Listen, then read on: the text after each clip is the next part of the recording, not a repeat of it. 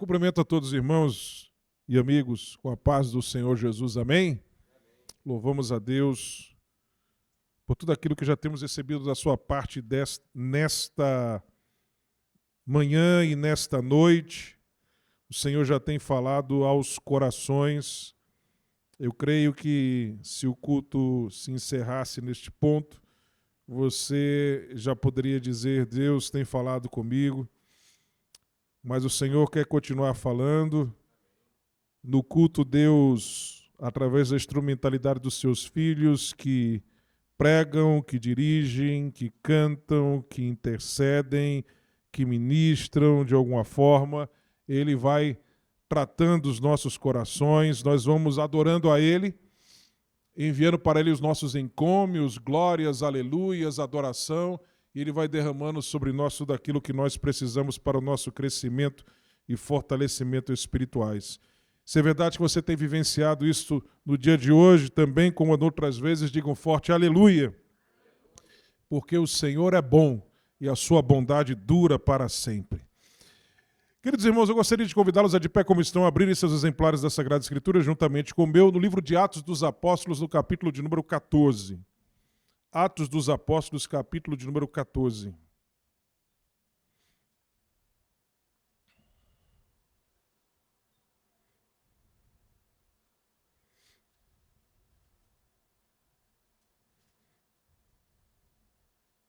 A partir do verso 19.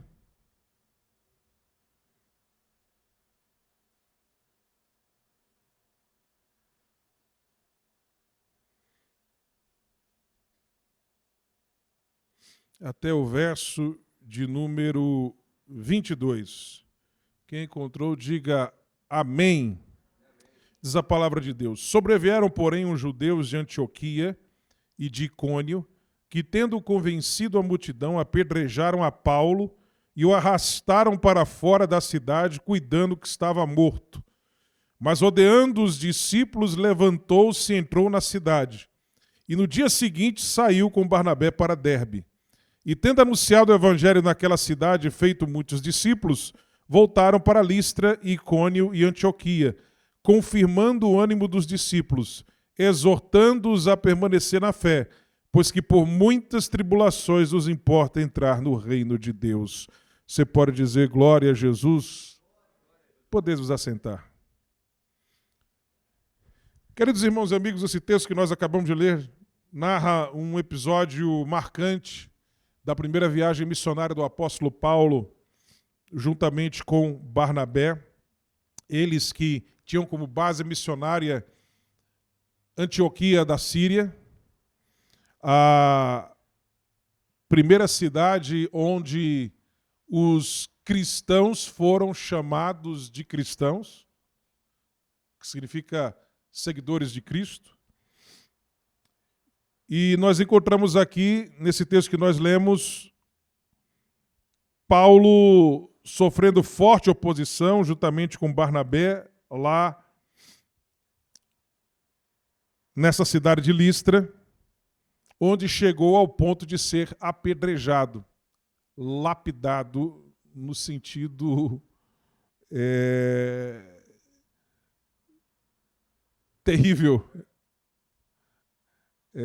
que esse termo pode ter. Esse termo pode ter um sentido positivo, mas ele pode ter um sentido também negativo, né? Ele literalmente foi apedrejado, jogaram pedras nele.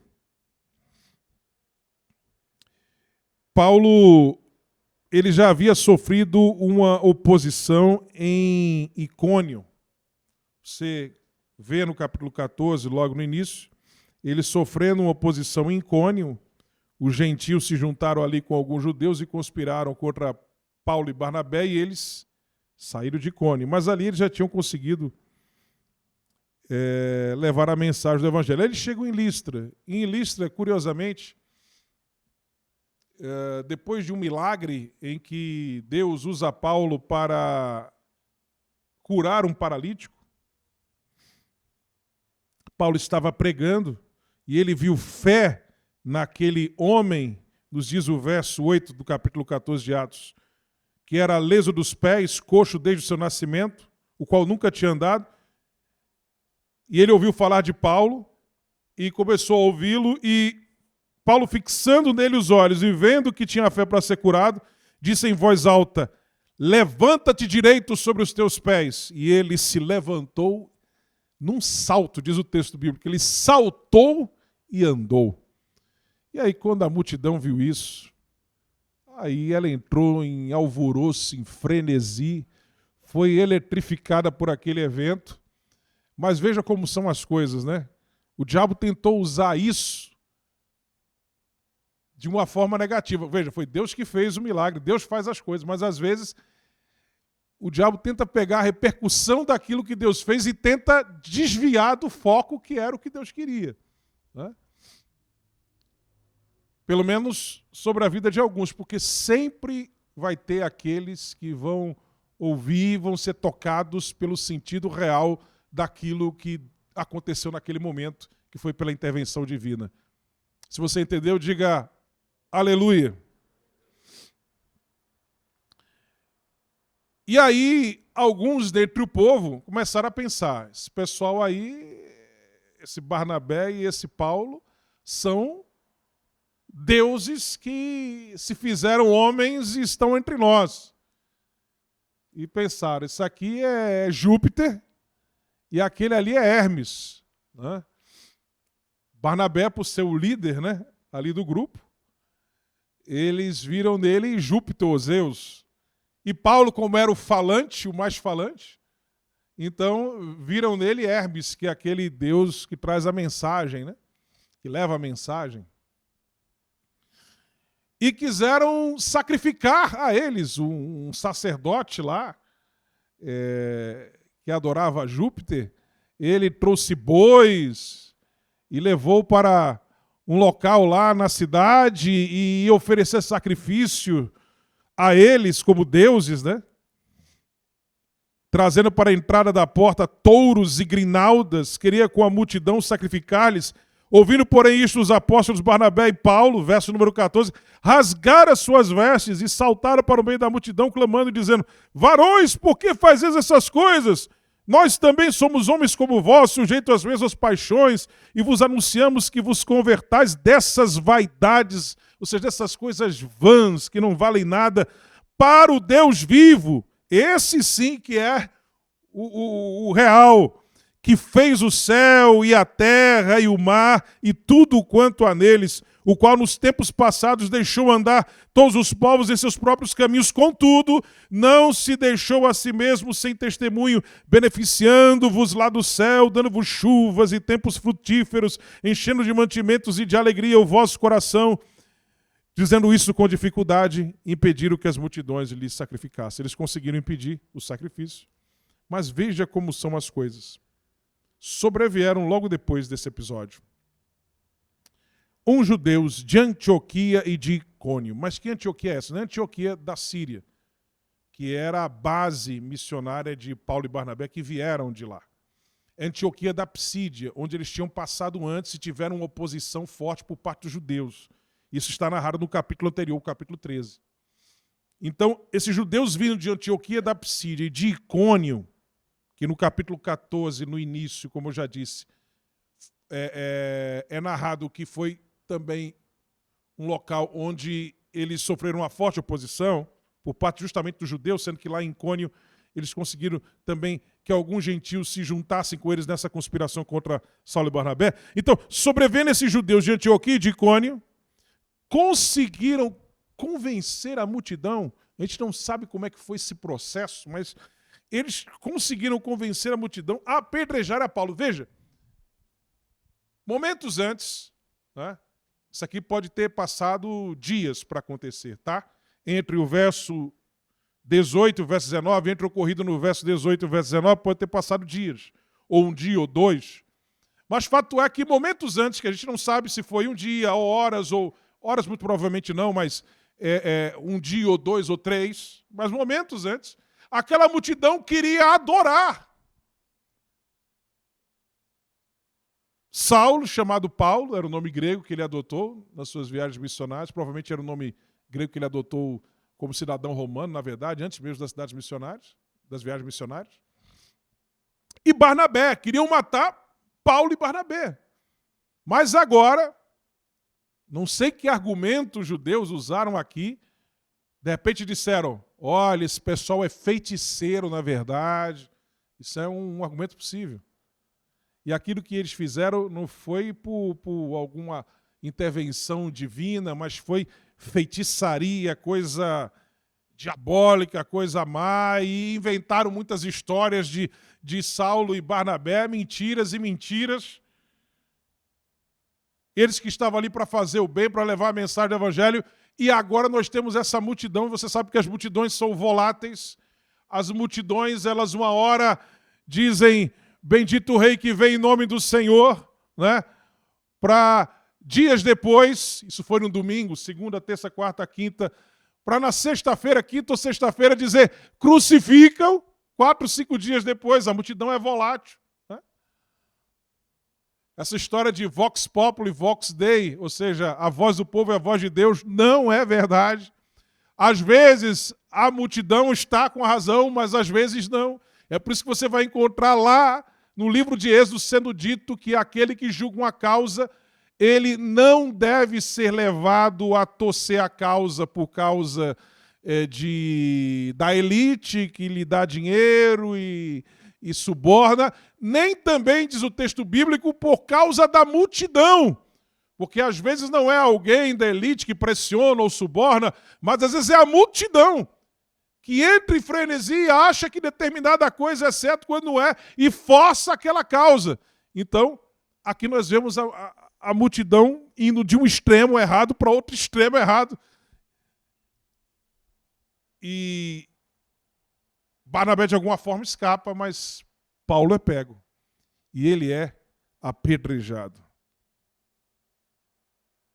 Apedrejaram a Paulo e o arrastaram para fora da cidade, cuidando que estava morto. Ou seja,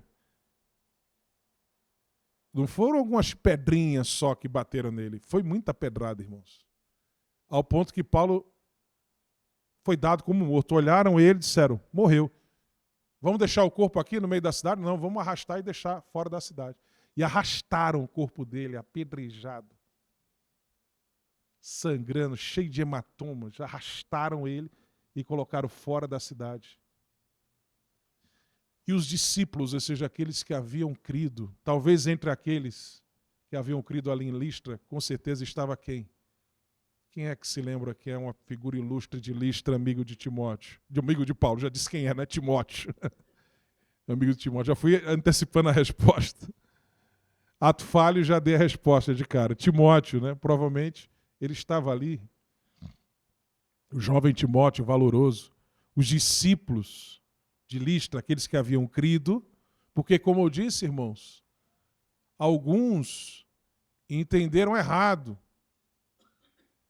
a mensagem, mas noutros a mensagem foi recebida como ela era. E havia discípulos, crentes ali em Listra, frutos do trabalho de Paulo e Barnabé.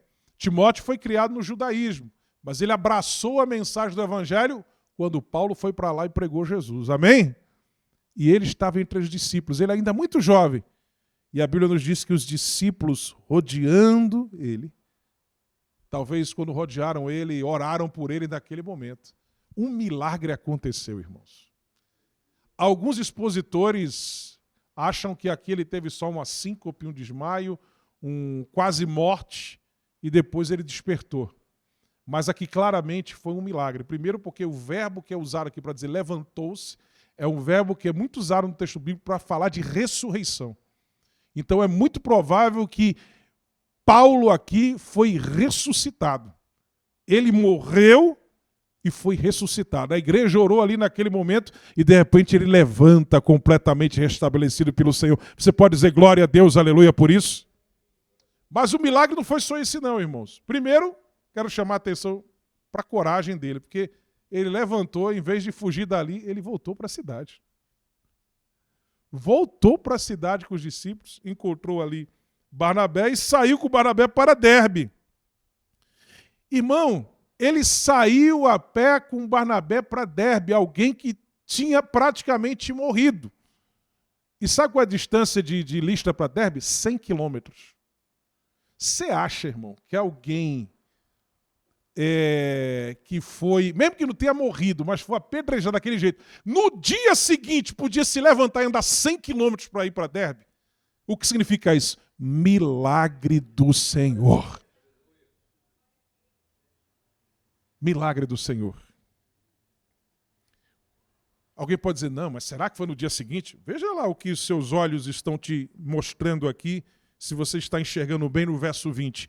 E no dia seguinte, saiu com Barnabé para Derbe. Aí você vai para o mapa, Listra, Derbe, 100 quilômetros o homem andou.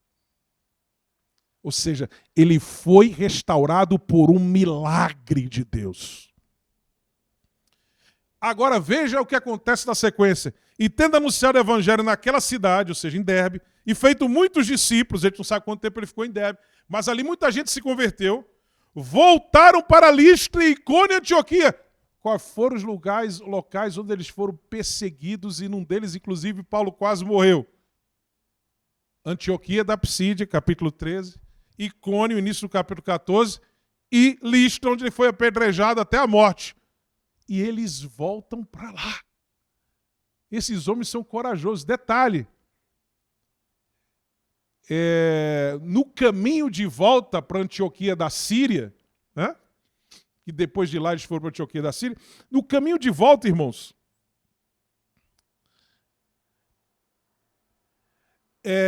tinha Tarsis. Paulo podia muito bem dizer assim, vou dar uma parada aqui, me desviar, ir para Tarsis para descansar. Não, mas ele foi lá, entrou na cidade, para depois ir para Antioquia da Síria. Por quê? Veja o que diz o texto. Confirmando, verso 22, o ânimo dos discípulos, exortando-os a permanecer na fé, pois que por muitas tribulações os importa entrar no reino de Deus. Ou seja, ele sentiu a necessidade de voltar para lá, porque ali tinha novos crentes que estavam sofrendo perseguição e ele não podia abandoná-los. Então, mesmo sob risco de vida, ele voltou para lá. Ele e Barnabé voltaram para fortalecer o ânimo dos discípulos. A ideia aqui no original é fortalecer a alma deles, para que a alma deles não desmaiasse. Exortando-os a permanecer na fé, para que eles não apostatassem, não se desviassem por causa das pressões. Pois que por muitas tribulações os importa entrar no reino dos céus. E a palavra traduzida aqui por tribulações no original é tlipsis, que significa exatamente pressões ou opressões.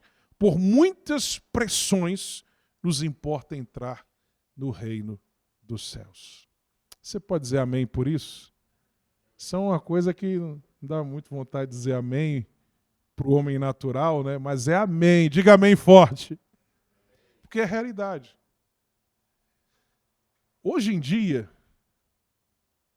essa é uma verdade do evangelho que quase não é pregada. Mas está na Bíblia, não só aqui, mas outras passagens também. Por muitas tribulações nos importa entrar no reino de Deus. Reino de Deus aqui no sentido futuro, quer dizer, você chegar na eternidade com Deus. Por muitas tribulações.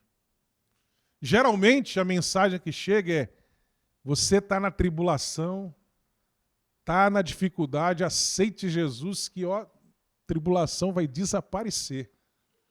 Vai ser só o bem bom. Maravilha, nada de tribulação. O Evangelho não diz isso, irmãos. O Evangelho diz: por muitas tribulações nos importa entrar no reino de Deus. E é interessante que as pessoas distorcem a mensagem do Evangelho, querendo, não sei se propositalmente ou por falta de entendimento do Evangelho mesmo,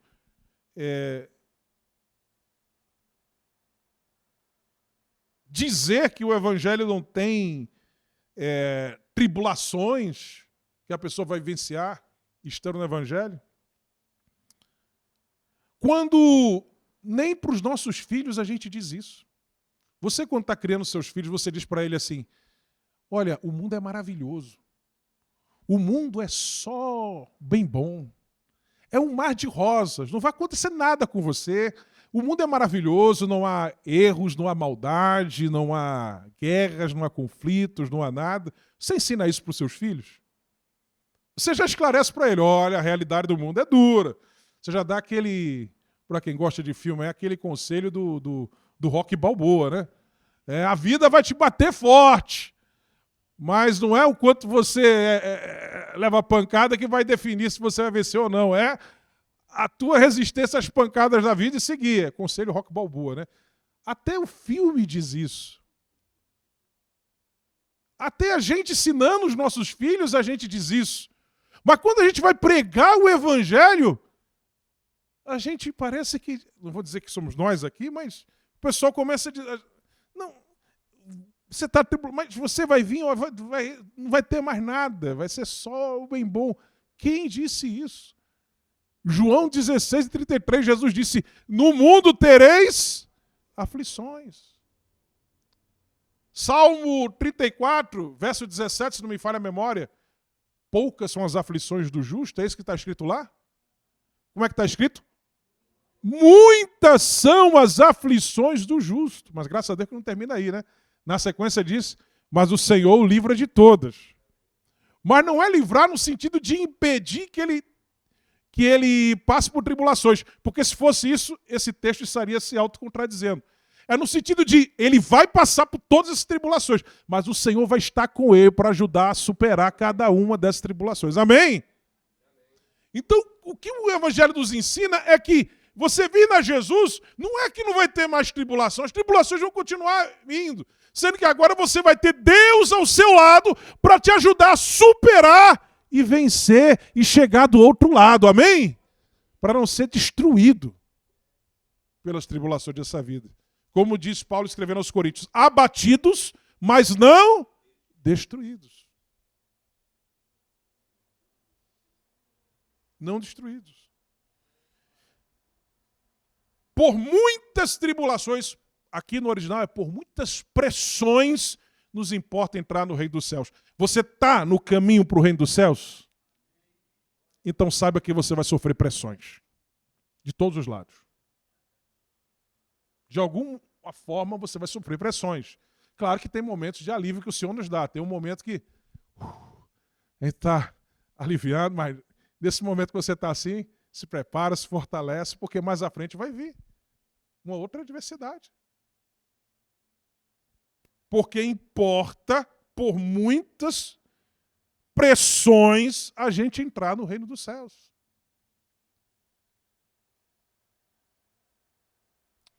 Quando você assina um contrato, você tem que olhar aquelas letras pequenininhas, né? Não é verdade? Tem gente que assina o contrato, não lê aquelas letras pequenininhas, ou vê aquela propaganda na TV e não vê o asteriscozinho, aquela coisa pequenininha lá na propaganda. Aí depois ocorre alguma coisa, eu não sabia que era assim, né? Mas o Evangelho não tem isso, não tem as letras pequenininhas. Abra sua Bíblia em Lucas capítulo 14.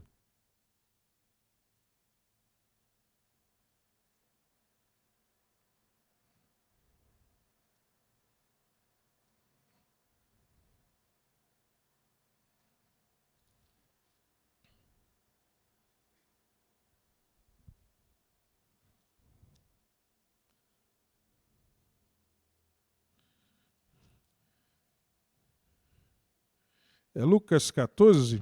Será que eu...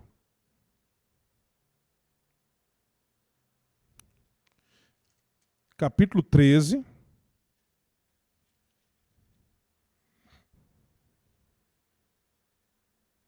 Verso 24. Porfiai por entrar pela porta estreita, porque eu vos digo que muitos procurarão entrar e não poderão. Porta estreita, você vê isso também no Sermão da Montanha, né? Mas eu estou procurando naquele texto.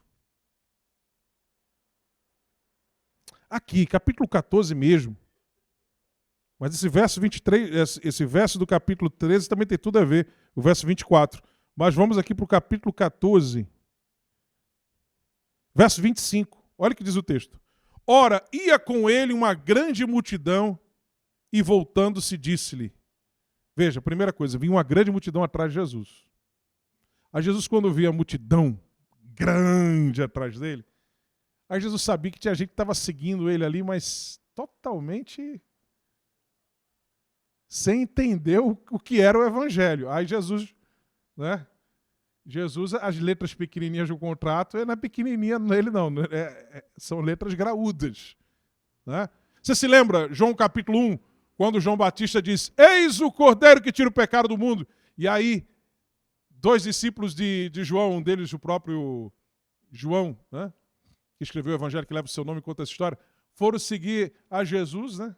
E aí, o que foi que Jesus fez? Jesus olhou e disse, poxa, gente, que legal, vocês estão me seguindo, vamos nos tornar amigos. Foi isso que Jesus falou. Jesus olhou para eles e disse, que buscais? O que vocês estão querendo? Não, nós queremos saber onde tu moras, tal, não sei o quê. Então Jesus aceitou eles e conversou com eles, eles depois vão se tornar discípulos de Jesus. Mas veja, Jesus perguntou para ele, que buscais? O que é que vocês estão buscando? Por que vocês estão atrás de mim? Né?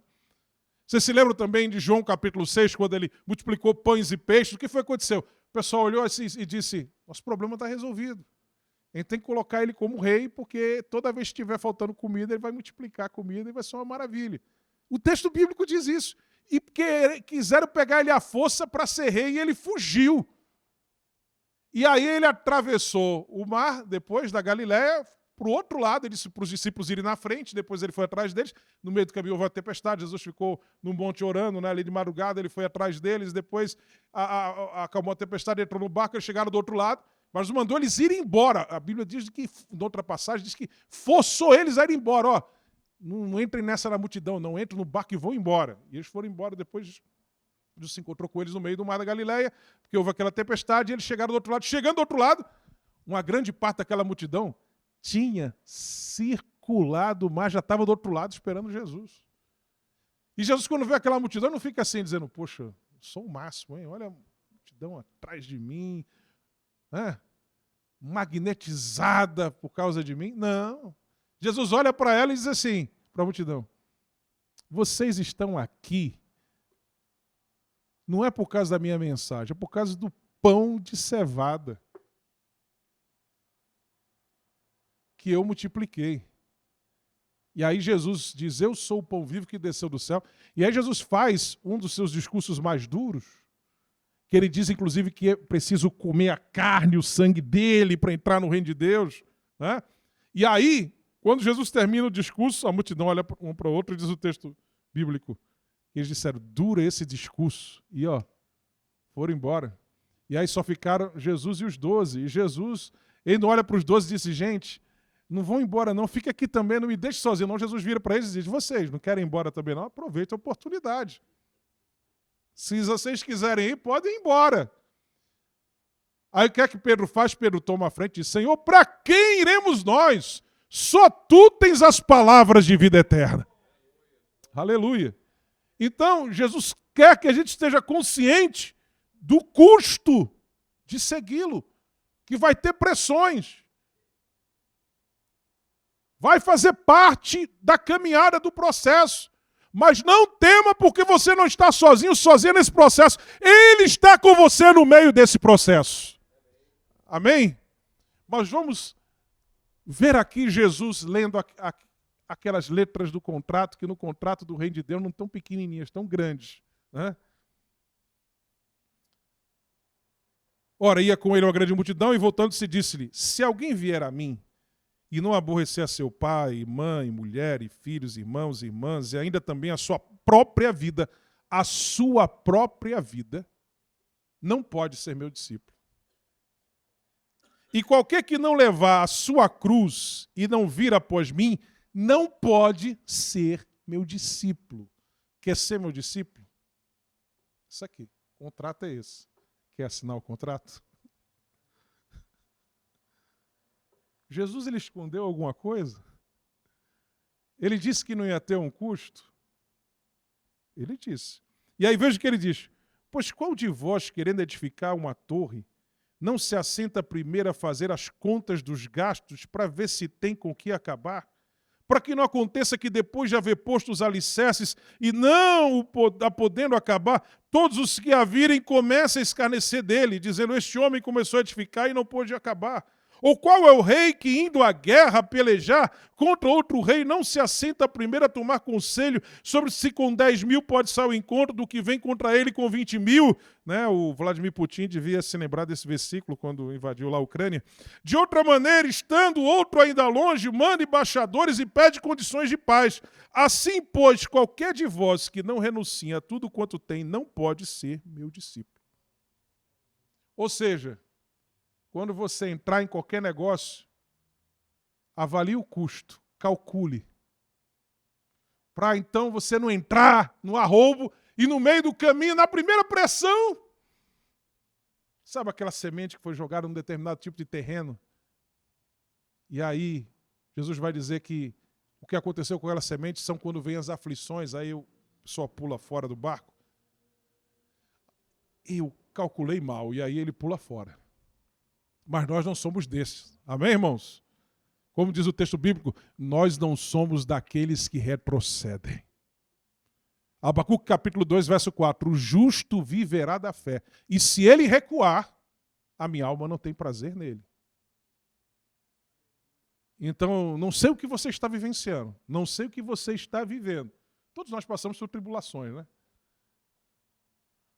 Mas eu sei de uma coisa. Deus está contigo no meio desse processo. E não retroceda. Vá em frente. Amém? Com Ele no barco. Amém?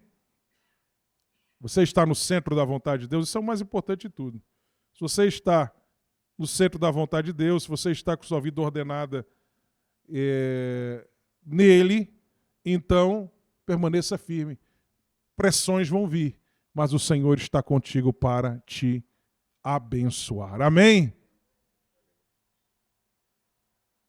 Veja o cuidado que eles tiveram. Eles foram lá para animá-los, para que eles não desistissem. Animar, diz o texto, os discípulos, confirmando o ânimo dos discípulos. O texto fala aqui da ideia de fortalecer a alma dos discípulos. Porque no meio da pressão a alma enfraquece, né? As adversidades, a luta da vida vai enfraquecendo a alma, sugando as forças. Mas a importância de fortalecer o ânimo dos discípulos. E é isso que nós fazemos aqui todo culto. Você tem as coisas que você vivencia durante a semana, durante o mês, mas toda vez você está aqui na igreja, além do teu particular, do teu devocional com Deus, onde você recebe forças do Senhor, aqui Deus usa pessoas, através do louvor, através da oração, através da mensagem, para fortalecer o seu ânimo, para você prosseguir em frente. Amém? Fortalecer o ânimo dos discípulos, exortando-os a permanecer na fé. Não saia dos princípios da palavra de Deus, pois por muitas pressões, tribulações, nos importa entrar no reino de Deus. Veja o próprio Paulo. Ele foi apedrejado. Ele foi dado como morto, muito provavelmente estava morto. E talvez você esteja sofrendo pressões que podem, por analogia, ser como um apedrejamento que você já está morto, ou se sentindo quase morto. E pensa que acabou. Mas eu quero te dizer que há irmãos que estão em volta de você. Você não está sozinho, você não está sozinha. Tem gente orando por você, na sua família, na igreja. Irmãos teus em Cristo no trabalho, a gente orando por você, orando. Você está cercado de irmãos e você vai ser levantado, levantada por Deus para prosseguir. Amém? Porque o que esse texto mostra aqui é que se você ainda tem coisa para fazer para Deus, então você não vai partir até isso acontecer. Porque crente não é peru que morre na véspera, amém, irmãos? Ele só vai no dia estabelecido por Deus. Quem tem a chave não só do inferno, mas da morte é Jesus de Nazaré. Então não tem essa de dizer a alguém que o ponto final já foi estabelecido em determinada área da sua vida. Deus tem o poder de apagar o ponto final, colocar uma vírgula no lugar do ponto final e dar um desfecho feliz à tua história, porque a última palavra é dele. Amém? Essa palavra que Deus colocou no meu coração. Muitas pressões. Não sei que pressões você está passando, mas eu quero dizer que faz parte. Faz parte. No mundo tereis aflições. Muitas serão as aflições do justo. Pode ser uma enfermidade. Sei lá, pode ser um problema que você está enfrentando lá no seu trabalho, na sua família. Seja onde for, seja que situação você estiver. Mas o Senhor está contigo. Volto a dizer, isso só faz parte do processo. Para que você amadureça, cresça, avance e se torne mais abençoado e abençoada do que já é mais à frente. Amém? Quantos testemunhos já ouvimos aqui de irmãos e irmãs que passaram por adversidades de enfermidade, por exemplo, e tribulações da sua vida e contaram aqui, deram testemunhos de que depois de tudo isso que passou, saíram mais fortalecidos, fortalecidas. Você não sabe isso pela sua própria experiência de adversidades passadas que você vivenciou e que você saiu desses processos mais forte. E agora você está vivendo outro processo. E quem disse que vai ser diferente? O Deus que foi com você lá atrás, ele continua o mesmo e continua com você hoje. Como eu costumo dizer, Deus não garante uma viagem sem turbulência, mas Ele garante uma chegada em segurança. Vai balançar no meio do caminho, mas você chegará do outro lado para cantar o hino da vitória, para a honra e glória do nome do Senhor Jesus. Quem crê nisso, levante a sua mão e dê um brado de glória a Deus e aleluia. Paulo não desistiu, Paulo não esmoreceu, mas ele e Barnabé voltaram para continuar a obra. O Senhor é contigo. Apenas permaneça onde o Senhor te colocou. Permaneça no centro da vontade de Deus para a sua vida. E pode tudo estar dando errado, mas no fim vai dar tudo certo em nome de Jesus de Nazaré, porque todas as coisas concorrem para o bem daqueles que amam a Deus. Você ama a Deus? Você ama a Deus? Então fique à vontade na vontade dele, porque no final vai dar tudo certo em nome de Jesus de Nazaré. Quem crê nisso, adore ao Senhor nessa noite mais uma vez. Que essas palavras encontrem guarida no seu coração e que você continue firme na fé. Há muitos textos que nós poderíamos ler aqui. Meu Deus, tantos textos. Deixa eu ver pelo menos mais um aqui. Vamos ver pelo menos dois.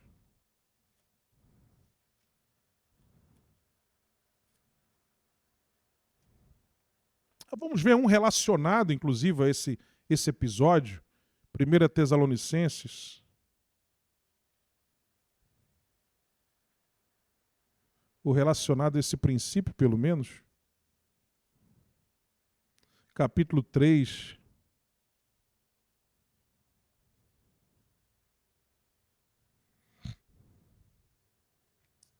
Não relacionado a esse episódio, na verdade, mas relacionado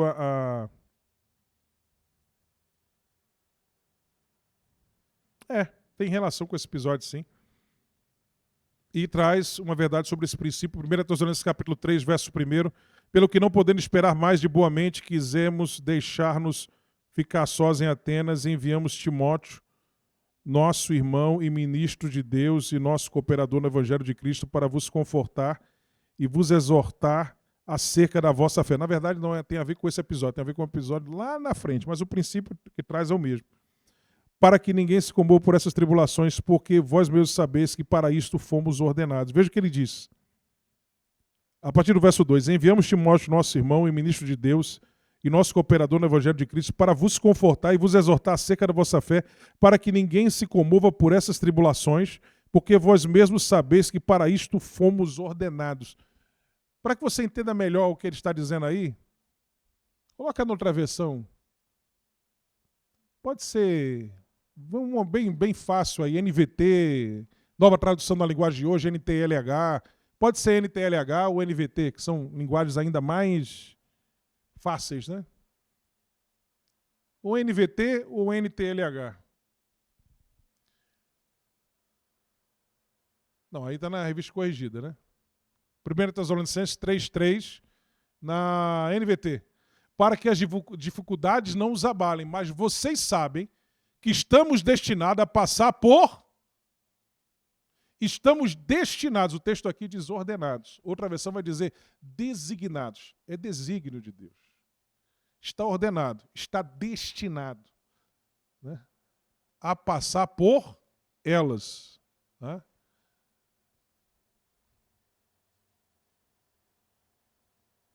Pois estando ainda convosco, vos predizimos que havíamos de ser afligidos como cedeu e vós o sabeis. Agora mesmo, irmãos, no mundo há irmãos em Cristo que estão passando por situações complicadas.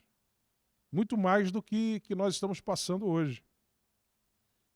Mas o Senhor está com eles. Amém? E Hebreus capítulo 12, a gente pode fechar com Hebreus capítulo 12, podemos ler também Filipenses, né? Prossigo para o alvo, para o prêmio da soberana vocação em Cristo Jesus. Mas vamos para Hebreus capítulo 12.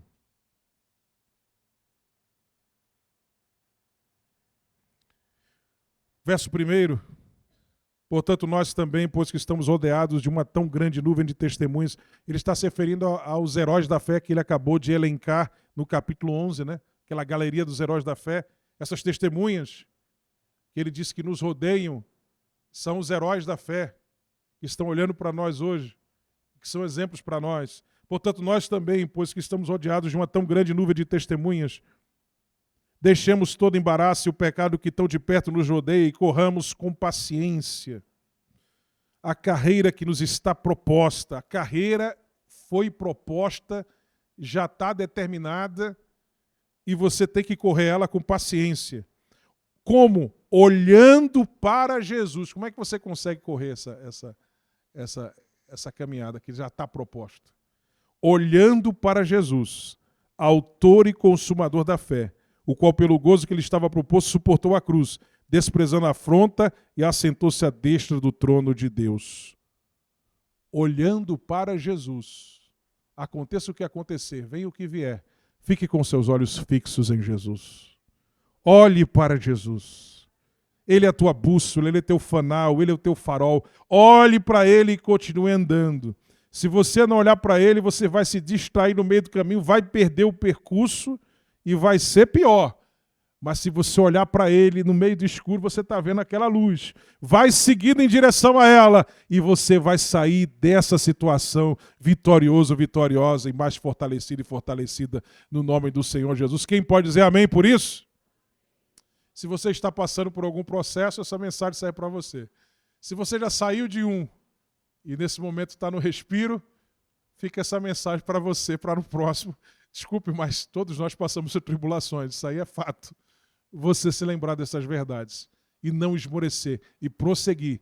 Porque a vida do crente é tribulação, seguida de vitória, seguida de tribulação, seguida por nova vitória, seguida por tribulação, seguida por nova vitória, e de degrau em degrau. A gente vai subindo, a gente vai escalando, até chegar aquele grande dia, onde aí sim, não vai ter mais dor, sofrimento, morte, aí só vitória, só bênção para todos sempre e sempre. Amém? Como cantamos nessa noite, vamos terminar cantando mais uma vez. Sim, eu porfiarei. O que é porfiar? É lutar, é se esforçar por. Sim, eu porfiarei por esta terra de além, e lá terminarei as muitas lutas de aquém. Cante! Lá está meu bom Senhor, a qual eu desejo ver.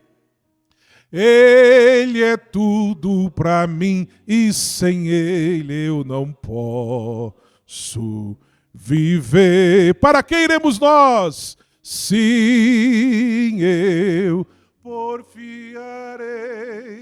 por esta terra de além, e lá terminarei as muitas lutas de aquém. lá está meu bom Senhor, aleluia, a qual eu desejo ver. Ele é tudo para mim e sem ele eu não posso viver. Aleluia! Como disse o apóstolo Paulo, se a nossa vida se resumisse só a essa aqui, então nós seríamos os mais miseráveis de todos. Mas nós temos um alvo que é muito melhor e nossos olhos estão fixos nele. Agora, isso não significa dizer que aqui na terra também não tem bênçãos. Como eu disse, a tribulação seguida de bênção, seguida de tribulação, seguida por novas bênçãos. Paulo diz que morrer é lucro, mas ele disse também que o viver é ganho. Amém? Com Cristo. Então, com Cristo, o viver também é ganho. Agora, o morrer aí é lucro maior ainda, se você vive na fé no Senhor, quando parte para a eternidade, aí é eternidade com Deus. Mas você tem que olhar para a eternidade, mas sabendo que aqui na terra você não está sozinho, sozinha, você não foi deixado órfão, órfã. O Senhor está com você nessa caminhada toda. Amém? Tem uma história muito antiga, a gente vai se lembrando de coisas, né? Mesmo que a gente vai pregando, vem uma coisa na mente, vem outra, tem um texto bíblico. Quem é que conhece aquela história antiga, os mais antigos vão se lembrar, das pegadas do caminho? Quem conhece aqui, levanta a mão. Poucos, as pegadas na areia, né? Então, eu vou resumir aqui a história, né? Alguém, não me lembro se foi um sonho que a pessoa teve, alguma coisa, sobre as pegadas na areia, né? Que ele estava com as pegadas dele na areia e as pegadas de Jesus ao lado dele. Mas teve um momento do percurso que só tinha pegadas de um, né? E aí ele disse, Senhor, eu passei por esse pedaço aqui do percurso, mas só tem uma pegada de uma pessoa, pegadas de uma pessoa. Quer dizer que o Senhor me abandona nesse pedaço aqui do percurso? Não. É que nesse momento eu coloquei você nos braços e carreguei você. Por isso só tem pegadas de um, não tem de duas pessoas. Né? Mas eu estou tentando sintetizar aqui a história das pegadas na areia. Né? Então, no momento mais difícil, parece que você está sozinho. Você só vê uma pegada na areia, de uma pessoa na areia. Você pensa que está sozinho, mas não. Só tem pegada de uma pessoa na areia porque o Senhor te colocou nos braços, Ele está te carregando. Amém? O Senhor está cuidando de você. Como Deus diz através de Moisés ao povo de Israel, lá em Deuteronômio, tem um momento que Deus diz que carregou eles como crianças nos ombros. Que imagem linda, né? Deus colocou seu povo como criança no ombro, né? Coloca assim e carrega. Aleluia! E muitas vezes o Senhor te carrega no meio da tribulação, como criança nos ombros dele, porque Ele é o teu Pai. Amém?